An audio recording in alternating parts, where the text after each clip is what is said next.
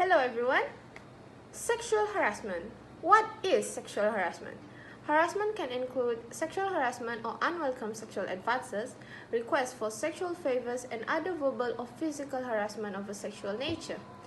We have heard gazillion times about leaders claiming that this was not an issue anymore, that women were equal and women should stop making a fuss about nothing. Sexual harassment can occur anywhere.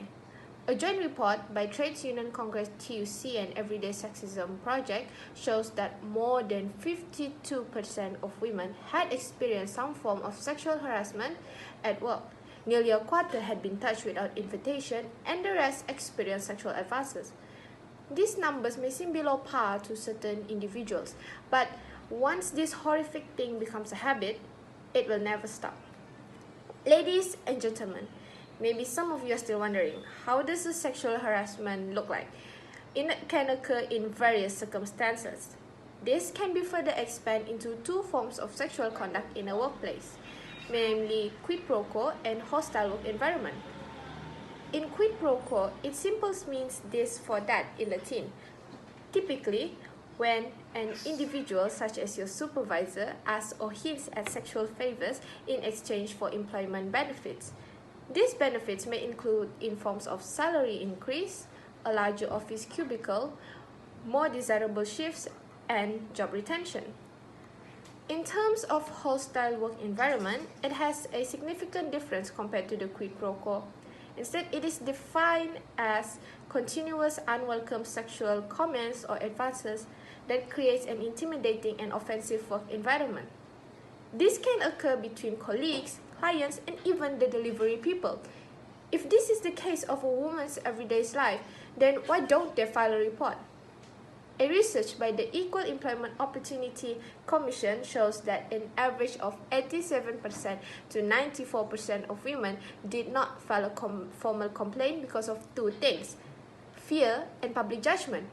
Their fear of losing their job as a subject of professional retaliation, which means employers cannot punish employees for making harassment complaints. The public will also ask questions like, what's the evidence? Or you're just making this up. And eventually they just kept resilient just for the sake of keeping their job.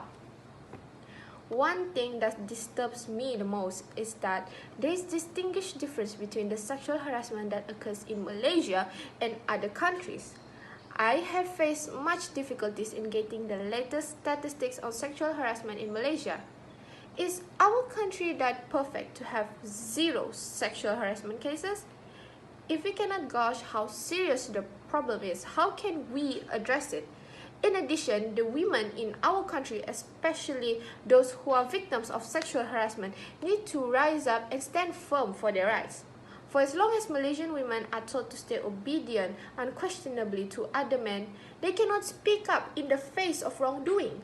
Instead of empowering our country's women, we brainwash them into accepting any sort of test in life and to accept it, noting that their patience will be rewarded in the afterlife.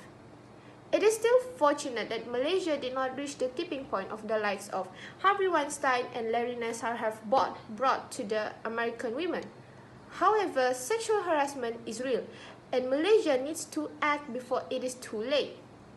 We can start from scratch by improving the country's anti-harassment policies, provide education and information to everyone regarding the matter, and provide protection to the harassed victims. To end my speech, I really hope that all of us, men and women, can change our world into a better place. This problem is like a mosaic, and neither a person nor an organization can solve it alone, but together we can play a part in changing the landscape. Sexual harassment is not just a women's issue, it is a matter of human rights. That's all from me, thank you.